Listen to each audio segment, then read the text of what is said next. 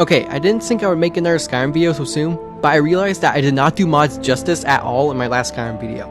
Yes, it was the longest segment in that video, but not even that was enough.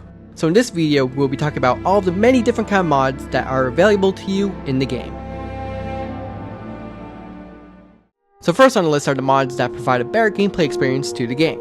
So, are you always finding yourself trapped in a small room or tight doorway because your dim-witted, dead-brain companion is too stupid to realize that they're in your way? Well, never fear, for there are numerous mods that allow you to shove those stupid idiots out of your way.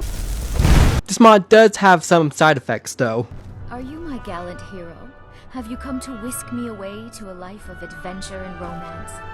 Yeah, as far as I know, this only happens when you knock someone over, then immediately enter a different location. Other than that, I'm not sure how it happened. Some other useful mods add item trackers to quests that don't have them. We all know about those annoying Stones of Baron Zaya. You pick one up, you can't drop it, and furthermore, you're forced to collect all of them. Thanks to mods, you can add quest markers to them so you can go out and immediately grab them all. Some of those mods can even make the stones droppable so you can save storage space. What about Crimson Nunroot? Same thing applies. You can have quest markers for them so you don't have to waste so much time trying to find them. There's even a mod that marks locations of all the Dragon Priest masks, although when I downloaded this mod it never worked. There wasn't really an issue anyway because I only had one more to find before I could get the final mask. I'm sure there are more mods that mark locations for certain quest items, but these three are the ones that I've found so far that are really useful. This next mod just affects the UI and nothing else. This one adds color to the location markers on the map. Nothing serious, but still really nice. Another mod that provides small changes is the True HUD mod. It replaces the vanilla HUD with the smaller, more efficient HUD. Now instead of having all three bars cover the bottom of the screen while in combat, you now have only the bottom left corner displaying your current condition for your health, stamina, and magicka. A cool feature in this mod replaces the minimap with an enemy's health bar if the game considers it a boss, like dragons and high level enemies. One of my favorite smaller mods is the Magic Sneak Attacks mod. It's exactly what it sounds like. It allows you to use magic for sneak attacks. The next mod I would say is pretty important. This mod allows you to wear circlets with hoods and robes. This also allows you to use the Dragon Priest masks with them as well. It looks really cool when you have the final Dragon Priest mask with the Archmage robes on. This is now my favorite set to wear in Skyrim.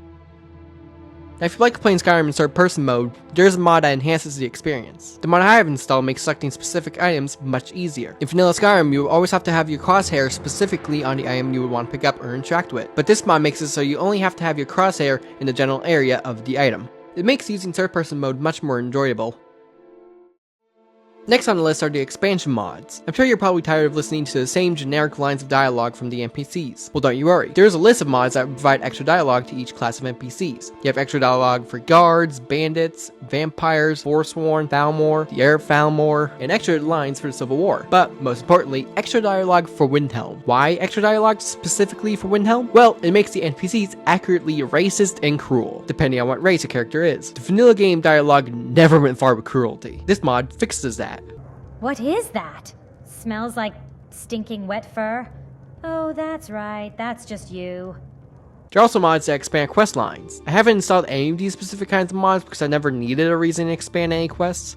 There are some other expansion mods that are smaller and more simple, like this mod that adds staff enchanters to every hold. This one is more useful than you would think, especially for the people who love using staffs. Now everyone knows that followers can be very useful, even if they can't get out of your way, but all of them get pretty boring after a while. Thanks to mods, you can add more dialogue to existing followers, and you can add new followers too. Trust me, it's way better just to get new followers. My two favorites are the Sophia and Indigo followers. Sophia is the funny but also slightly inappropriate one. I know you're excited to see me, but perhaps you should wait for a more appropriate moment before trying to dive on top of me.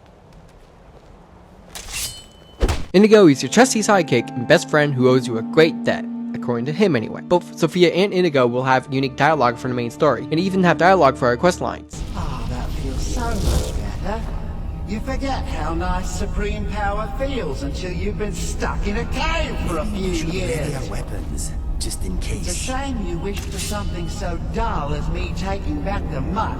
Both of them can't be killed and they level up with you, which is very useful. Another useful thing about them is that they can teleport to you if they get too far away from you. Sophia will automatically teleport to you, whereas Indigo will only teleport to you if you unlock his summoning spell. And how do you unlock that spell? By completing a quest. Yeah, the Indigo mod has a custom quest line. It's crazy to think just how much can be added to the game just by adding a single follower, let alone two.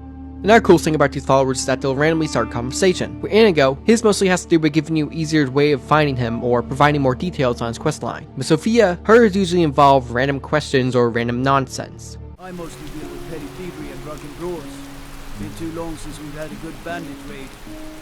Yes, I'm sure you would prefer getting plundered by bandits than seeing to me. Hey, this is for the long production of this video. After I finish this section of the script, I actually added 3 more followers. Granted, I can only have 4 of them accompany me at a time. 2 of the 3 newly added ones are worth mentioning though. The first one is Lucian. Lucian, just like Inigo and Sophia, also has dialogue for the main story and some smaller quest lines. He even has its own quests as well. Lucian can also interact with Inigo and Sophia. Do you ever doubt yourself? Of course. It is a natural part of being. As long as you do not let it rule you, I believe it can be helpful in a way. Really? How so? Well, in my case, it helps me understand what I value and what scares me. A person who never doubts themselves never really knows themselves. That is what I think anyway. So far, I've only seen him talk to Inigo, but he did talk about Sophia, so maybe later on. The second follower is Ari. You can find her near Falkreef in her pod, and just like Lucian and Inigo, she can talk and interact with them both. She has plenty of dialogue options about the major factions. She'll give her opinion on the Dark Brotherhood, the Thieves Guild, the Companions, and so on. I've mentioned in my last video that Skyrim doesn't hold back when it comes to combat, and that is true, but there are some things that could have been added that didn't make it. There are those who love to go into battle, arms blazing, no swords, no bows, no weapons at all, just their bare hands. With the mod The Weight of the Monk, we can upgrade our unarmed skill level and further increase our unarmed strength. That way we can finally play as a boxing champion. This is one of the more important combat mods out there. Now ain't this... There are also mods that make your weapons hit affect whoever is in range of your weapon instead of targeting that one person in your crosshair. Take a string with your warhammer and whoever is in range will get hit by it. This also affects enemy combatants as well, so make sure you're not standing super close to them. Even if they're busy fighting someone, they can still damage you. No doubt with how many mods there are out there for this game, there's gotta be a few good story mods. I haven't found any yet over on Nexus, but I did find a few on Steam. But I'm not gonna bother with any mods on Steam. From what I saw, they're not really worth it. Anyway, I would not be surprised if there are some really good quest mods. I just gotta keep looking out for them. In my last video, I did talk about the mods that enhance game visuals, but I did leave some things out. When you first start adding mods to Skyrim, a must-have mod is Happy Little Trees. This mod gives the trees a fuller and sleeker look while also not using up much memory. This visual mod is perfect for low-end PCs. Another good visual mod that is by far the most popular is Skyrim 2020X. The base version is meant for high-end PCs because it adds 8K models to the game, but there's other versions of 2020X that provide lower graphical models for lower-end PCs. You can download the 1K version, the 2K version, and 4K version. I currently have 2K installed because I personally found no difference between the 2K and 4K models, so I would highly recommend any version of 2020X for any first-time modders. Some other enhancement mods fix Skyrim's water animations, and some also enhance the graphics for it. There are also some smaller mods that just replace some smaller specific models with higher quality ones, like for instance, beds. Some even add extra models to specific items. We all know about the boring old look of the Arcane Enchanter, one simple old look used consistently throughout the game. Well, no more. Now we can have many different iterations depending on where we are. Are you in a Dwemer Ruin? Well, here's a Dwemer Arcane Enchanter. Oh, you're in a vampire hideout? Boom! Red Arcane Enchanter. Some enhancement mods upgrade the quality of enchanted weapons. If you have a sword enchanted with flame damage, this mod will add a proper flame effect to it. Same goes with other enchantments like lightning and frost. I've also been seeing some mods in Nexus that replace some character models with new overhaul models. The only one that I have installed currently is an upscale mod for dragons. What do dragon souls taste like? Do you taste anything at all? Lucian Flavius, asking me important questions. I'm sure there are plenty more that I could install though, but that can wait until another time. This next part is crazy. I had recently learned about this super long project to bring Oblivion into Skyrim. It's currently in development and is called Skyblivion. This has been apparently in the works since 2012, which is insane. And they plan on releasing it sometime in 2025. That is not long. Now, how has this project not been taken down yet for legal reasons? Well, in order for the mod to work, you need to have a legal copy of both Skyrim and Oblivion on your PC. If you don't have either copy, the mod will not work. If it wasn't for that, Bethesda would probably have already taken the mod down for copyright. It's not a big deal anyway because Oblivion is only like $20. It's worth it even if you don't get the mod. With the development of Skyblivion, the team are also upping the graphics on it, so instead of using Skyrim's vanilla graphics, Skyrim will have 4K textures. In the mod's information page, say that if your PC can run Skyrim on medium graphics, then you should be able to run Skyblivion no problem, but I have doubts on that. Overall, modding Skyrim is both really crazy and also very worth it. Even if you're just adding mods that do very little to the game, it'll go a long way. Thank you for watching. If you liked this video and want to see more like it, please consider subscribing. Thanks again, and I'll see you in the next one.